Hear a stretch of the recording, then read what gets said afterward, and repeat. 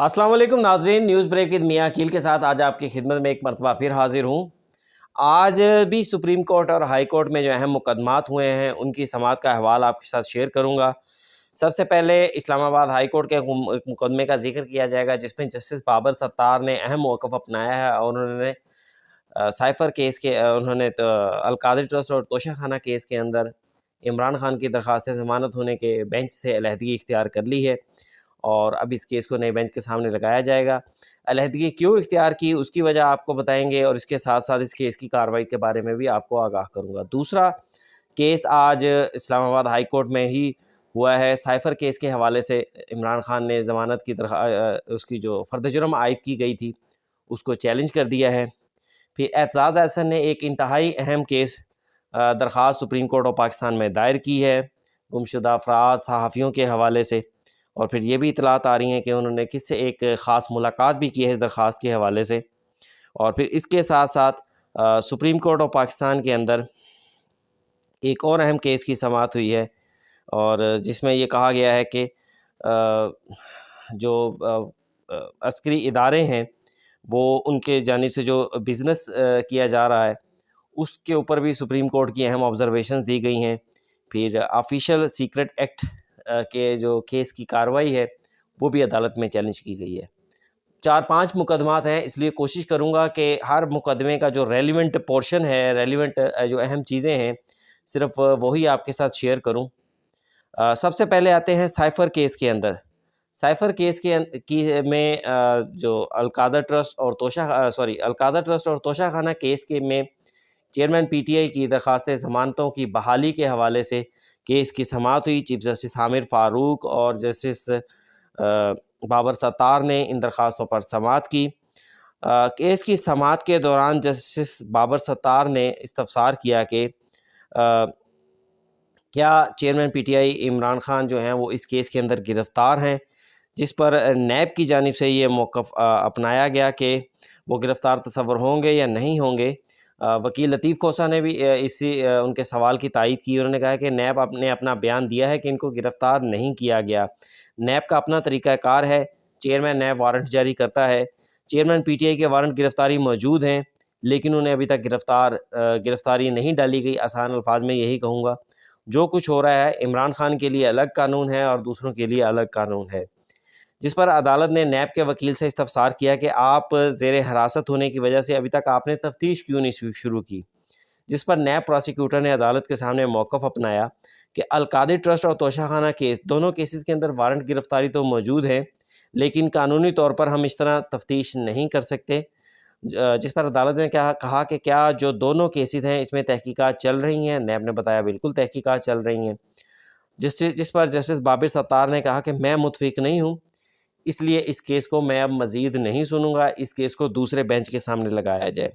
फिर उन्होंने कहा कि 6 नवंबर को जस्टिस तारिक महमूद जहांगीरी साहब आ रहे हैं। चीफ जस्टिस साहब ने आमिर फ़ारूक साहब ने कहा आपका केस इसी रोज़ इस बेंच के सामने समाअत के लिए मुकर्रर कर दिया जाएगा। जिसके बाद जस्टिस बाबर सत्तार बेंच से अलग हो गए। वो अलग क्यों हुए ये इंतहाई अहम चीज़ है।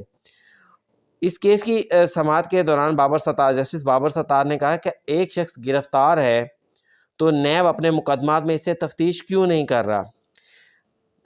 मेरा ये कहना है कि जब एक शख्स एक मुकदमे में गिरफ़्तार हो चुका हो तो उसके जो दीगर मुकदमात हैं उसमें भी उसकी गिरफ़्तारी तसव्वुर की जाए। जिस पर जस्टिस बाबर सत्तार ने मज़ीद कहा कि मैं ये केस अब मज़ीद नहीं सुन रहा। वकील लतीफ़ खोसा ने उनसे कहा कि इस अदालत के दूसरे बेंच ने हमारी 6 मुकदमात में अबूरी ज़मानतें बहाल की हैं। जिस पर बाबर सत्तार साहब ने कहा कि मैं ये केस अब नहीं सुन रहा, इसलिए इस केस को जब नया बेंच बनेगा तो अपना मौक़िफ़ उस साहब के सामने रख दिया जाए। उन्होंने उठते हुए कहा कि मेरा मौक़िफ़ ये है कि एक शख्स गिरफ़्तार है तो इसको दीगर मुकदमात में भी गिरफ़्तार किया जाए। ये बुनियादी तौर पे साबका इमरान खान के अपने दौर के अंदर भी यही होता था। तब तो नैब का रिमांड भी खैर बहुत ज़्यादा होता था कि एक-एक करके हर मुकदमे में गिरफ़्तारी की जाती थी, रिमांड लिया जाता था और फिर उसके बाद कई-कई महीने उनके इसी तरह गुजार दिए जाते थे। अब हुकूमत वही से टैक्टिस दोबारा से अपना रही है जिस पर जस्टिस बाबर सत्तार ने एहतजाजन अलग होने का कह दिया है। अब इस केस के अंदर नया बेंच बनेगा और उस बेंच के बाद जो है दोबारा से इस केस की समाअत की जाएगी। دوسری جانب سائفر کیس کے اندر جو عمران خان کے اوپر فرد جرم عائد کی گئی ہے، شاہ محمود قریشی صاحب کے اوپر بھی کی گئی ہے، اس کے خلاف آج باقاعدہ اسلام آباد ہائی کورٹ میں درخواست دائر کر دی گئی ہے، جس میں استدعا کی گئی ہے کہ عمران خان کے فرد جرم عائد کرنے کی کارروائی کو کالعدم قرار دیا جائے۔ مدعی اس میں درخواست کے اندر مدعی مقدمہ یوسف نسیم کھوکھر اور وفاقی حکومت کو جو ہے وہ فریق بنایا گیا، اور ساتھ یہ بھی موقف اپنایا گیا ہے کہ قانون کے مطابق مقدمے کے نقول تقسیم کرنے کے 7 دن بعد چارج فریم کیا جاتا ہے، لیکن ٹرائل کورٹ نے 7 دن کے قانونی تقاضے کو مد نظر نہیں رکھا۔ ٹرائل کورٹ نے جلد بازی میں فرد جرم عائد کی اور ٹرائل بھی جلد بازی میں مکمل کرنا چاہتی ہے۔ یہ وہی الزام ہے جو القادر ٹرسٹ کیس میں بھی ٹرائل کورٹ کے اوپر لگتا رہا ہے۔ پھر مزید موقف اپنایا گیا ہے کہ اعلیٰ عدلیہ کی جانب سے ٹرائل روزانہ کی بنیاد پر سماعت یا جلد مکمل کرنے کی کوئی ہدایت بھی نہیں کی گئی ہے، اور جلد بازی میں ٹرائل آگے بڑھانے سے بنیادی آئینی حقوق متاثر ہوں گے، اور مرکزی ثبوت سیفر ٹیلی گرام کی عدم موجودگی میں ٹرائل کو آگے نہیں بڑھایا جا سکتا۔ اور اس درخواست کے اندر یہ استدعا کی گئی ہے کہ چیئرمین پی ٹی آئی کے اوپر یعنی عمران خان کے اوپر جو فرد جرم عائد کی گئی ہے اسے کالعدم قرار دیا جائے۔ اس کے بعد ناظرین ایک اور اہم case he chairman P T I Imran Khan کے حوالے سے ہے۔ جج ابو الحسنات صاحب نے آفیشیل سیکرٹ ایکٹ مقدمے کیس کی سماعت کی۔ پاکستان تحریک انصاف کی جانب سے وکیل نعیم پنجوتا صاحب عدالت میں پیش ہوئے، اور انہوں نے جج صاحب سے مکالمہ کرتے ہوئے کہا کہ آپ کے عدالتی آرڈرز کے اوپر عمل درآمد نہیں ہوتا۔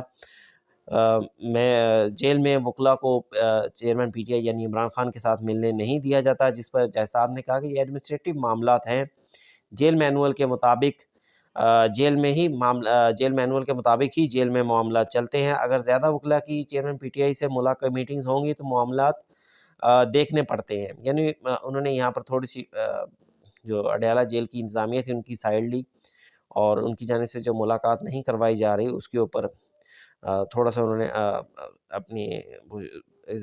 اپنے آپ کو ریسٹرین کیا کہ بجائے اس کے کہ وہ مزید کوئی احکامات دیں۔ پھر جس کے بعد نعیم پنجوتا صاحب نے کہا ہے کہ سائفر کیس سیکرٹ طریقہ کار سے چلایا جا رہا ہے، صحافیوں کو بھی کوریج کی اجازت نہیں ہے، جس پر جج صاحب نے کہا کہ یہ سائفر کیس ہے ہی سیکرٹ ایکٹ کا، 1923 کا قانون ہے۔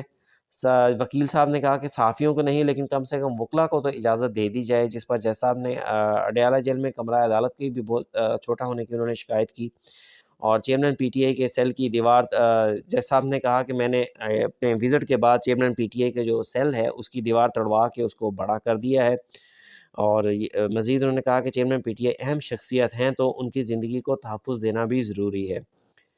پھر اس کیس کے اندر نعیم پنجوتا صاحب جو وکیل تھے انہوں نے کہا کہ عمران خان اپنی سیکیورٹی خود لاتے تھے، اتارڑ بھی عدالت آ جاتے تھے، بوتلیں بھی پھینکی گئی عمران خان کے اوپر، جو مختلف پیشیوں کے اندر جو ہوتا رہا اس کے بارے میں انہوں نے کہا کہ عمران خان کو سیکیورٹی دینا اب انتظامیہ کا کام ہے، لیکن انتظامیہ ان کو سیکیورٹی نہیں دے رہی، جس پر جج صاحب نے کہا کہ میں اٹک جیل میں عمران خان سے گھنٹہ بات ہوئی ہے، انہوں نے کہا کہ میں جیل میں محفوظ محسوس کر رہا ہوں، یعنی کہ ان کے وکلاء کہہ رہے ہیں کہ محفوظ نہیں ہے، لیکن جج صاحب کہہ رہے ہیں کہ عمران خان ان کو خود کو محفوظ کر رہے ہیں۔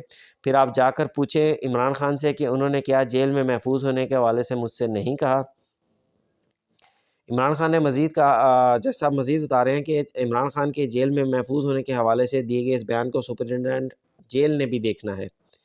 ابھی تک عمران خان کی جان کو تحفظ دے کر کیس بہت آسانی سے چل رہا ہے۔ 20 سال وکالت، جیسا مزید کہہ رہے ہیں کہ میں نے 20 سال وکالت کی، وکالت کرنا آسان ہے، جج کی کرسی کے اوپر بیٹھنا مشکل ہے۔ کیا اسلام آباد ہائی کورٹ میں عمران خان کے حوالے سے کوئی ڈائریکشن ملی ہے؟ مجھے کوئی ایک ایسی ملاقات سے متعلق درخواست بتا دیں جو میں نے مسترد کی ہو۔ قانونی درخواست کی بات نہ کریں، میں ملاقات سے متعلق درخواستوں کا کہہ رہا ہوں۔ میں نے سپرنٹینڈنٹ جیل کو شٹ اپ کال دی تھی، سائیکل اسی وقت چیئرمین پی ٹی آئی کو مہیا کروائی۔ آپ میٹھا میٹھا ہپ ہپ اور کڑوا کڑوا تھو تھو کر رہے ہیں۔ یہ انہوں نے وکیل صاحب سے کہا کہ آپ جو ہو جاتا ہے آپ اس کے اوپر بات نہیں کرتے، جو نہیں ہوتا آپ اس کے اوپر بات کر دیتے ہیں۔ جس کے بعد عدالت نے عمران خان کی وکلاء سے ملاقات کے متعلق ہدایات جاری کر دی ہیں اور اس کیس کی مزید سماعت کو ملتوی کر دیا۔ اس کے بعد ناظرین سپریم کورٹ کے اندر ایک انتہائی اہم کیس کی سماعت ہوئی۔ عسکری فور کراچی میں کثیر منزلہ عمارت کی تعمیر روکنے کے خلاف کیس کی سماعت ہوئی۔ اس کے دوران سپریم کورٹ آف پاکستان نے یہ اہم آبزرویشنز دیں اور کہا کہ آرمی ڈائریکٹوریٹ کی درخواست ناقابل سماعت ہونے پر مسترد کر دی، اور ساتھ ہی یہ بھی کہا کہ آرمی ہاؤسنگ ڈائریکٹوریٹ کی جانب سے درخواست دائر کس طرح کی گئی، آرمی ہاؤسنگ ڈائریکٹوریٹ کا قانونی وجود کیا ہے، آرمی ہاؤسنگ ڈائریکٹوریٹ کے قانونی وجود کے بارے آئین رول آف بزنس 1983 یا کسی قانون میں ذکر ہے، یہ عدالت نے سوال کیا۔ کیا وفاقی حکومت کے ادارے اپنے کیسز میں پرائیویٹ وکیل ہائر کر سکتے ہیں، یہ بھی عدالت نے سوال اٹھایا۔ قانونی وجوہات نہ رکھنے والے کی درخواست دائر کرنے کی اجازت دینے پر ایڈوکیٹ آن ریکارڈ پر بھی تعجب ہوا۔ پھر عدالت نے مزید کہا کہ اگر آرمی ہاؤسنگ ڈائریکٹوریٹ متاثرہ فریق ہوتی تو وفاقی حکومت کے ذریعے درخواست دائر کر سکتی تھی، خود سے وہ نہیں آ سکتی۔ پھر انہوں نے کہا کہ موجودہ کیس میں آرمی ہاؤسنگ ڈائریکٹوریٹ نے تو وفاقی حکومت، صدر مملکت سمیت سب کو فریق بنا دیا ہے، کیا یہ وفاقی حکومت کا وفاقی حکومت کے ہی خلاف کیس ہے؟ Army general headquarter housing directorate کا حق دعویٰ ہو ہی نہیں سکتا۔ آرمی ہاؤسنگ ڈائریکٹوریٹ نہ تو کوئی فلاحی ادارہ ہے نہ کارپوریشن۔ یہ چیف جسٹس پاکستان نے کہا کہ جب ایک ادارہ آئین و قانون میں وجود ہی نہیں رکھتا تو وہ درخواست کیسے دائر کر سکتا ہے؟ وکیل عابد زبیری نے کہا کہ آرمی ہاؤسنگ ڈائریکٹوریٹ صدارتی آرڈر 1982 سے وجود میں آیا، جس پر چیف جسٹس صاحب نے کہا کہ صدارتی آرڈر میں آئین و قانون کا حوالہ کہاں دیا گیا ہے؟ پھر انہوں نے جسٹس اطہر من اللہ نے کہا کہ افواج کا آرٹیکل 245 سے باہر کوئی کام نہیں ہے۔ آرٹیکل 245 حفاظت، سیکیورٹی، اس پر بات کی جا رہی ہے کہ جیسا آپ کہہ رہے ہیں کہ افواج کا آرٹیکل 245 سے باہر کوئی کام نہیں ہے۔ چیف جسٹس نے کہا کہ آپ ایک انتہائی سینئر وکیل ہیں اور ایک قانونی وجود نہ رکھنے والے ادارے کی نمائندگی کر رہے ہیں۔ بہرحال عدالت نے آرمی ہاؤسنگ ڈائریکٹوریٹ کی یہ جو درخواست تھی اسے مسترد کر دیا۔ پھر دوستو اس کے بعد ایک اور اہم پیش رفت ہوئی لاپتہ افراد کے حوالے سے۔ لاپتہ افراد کا معاملہ کافی عرصے سے اٹھایا جا رہا ہے۔ آج ملک میں جو صحافی لاپتہ ہو رہے ہیں، سیاستدان لاپتہ ہو رہے ہیں، اکثریت ان کی پاکستان تحریک انصاف سے تعلق رکھنے والوں کی ہے۔ اس حوالے سے وکیل اعزاز حسن نے سپریم کورٹ میں ایک درخواست دائر کی ہے آرٹیکل 184(3) کے تحت، جس میں انہوں نے موقف اپنایا ہے کہ قانون نافذ کرنے والے ادارے غیر قانونی طور پر شہریوں کو لاپتہ کرتے ہیں اور بعد میں منظر عام پر لایا جاتا ہے۔ پرویز مشرف دور میں جبری گمشدگیاں ریاست کی غیر سرکاری پالیسی بن گئی ہیں۔ اسلام آباد ہائی کورٹ نے جبری گمشدگیوں کو ریاست کی غیر اعلانیہ پالیسی قرار دیا۔ درخواست میں لاپتہ افراد کمیشن کی رپورٹ کا بھی حوالہ دیا گیا ہے۔ پھر درخواست کے اندر یہ بھی کہا گیا ہے سابق وزیر اعظم کے پرنسپل سیکرٹری اعظم خان کو لاپتہ کیا گیا۔ لاپتہ ہونے کے بعد اعظم خان اچانک منظر عام پر آئے اور عمران خان کے خلاف گواہ بن گئے۔ سابق سیکرٹری پنجاب اسمبلی لاپتہ ہونے کے بعد سابق وزیر اعلیٰ پرویز الہی کے ساتھ مقدمات کا سامنا کر رہے ہیں۔ جبری گمشدگیاں آئین کے آرٹیکل اور بنیادی حقوق کی کھلم کھلا خلاف ورزی ہیں۔ عدالتیں متعدد فیصلوں میں جبری گمشدگیوں کو آئین کے خلاف قرار دے چکی ہیں۔ پھر اس کیس کے اندر عدالت سے استدعا کی گئی ہے کہ ایک طاقتور کمیشن بنایا جائے جو لاپتہ افراد کی بازیابی کو ممکن بنائے۔ یہ ناظرین آج کے اہم مقدمات تھے جو اسلام آباد ہائی کورٹ، خصوصی عدالت اور سپریم کورٹ میں چلے۔ کل ایک اہم کیس اسلام آباد ہائی کورٹ میں دوبارہ چلنے جا رہا ہے۔ العزیزیہ اور ایمن فیلڈ ریفرنس کے حوالے سے میاں نواز شریف صاحب کل اسلام آباد ہائی کورٹ میں دوبارہ پیش ہوں گے۔ میں بھی وہاں پر جاؤں گا، وہاں پر جو پیش رفت ہوگی اس حوالے سے بھی آپ کو آگاہ کروں گا۔ اس کے ساتھ ہی مجھے آج تک کے لیے اجازت دیجیے۔ پروگرام کو لائک کیجیے گا، سبسکرائب کیجیے گا۔ اللہ حافظ۔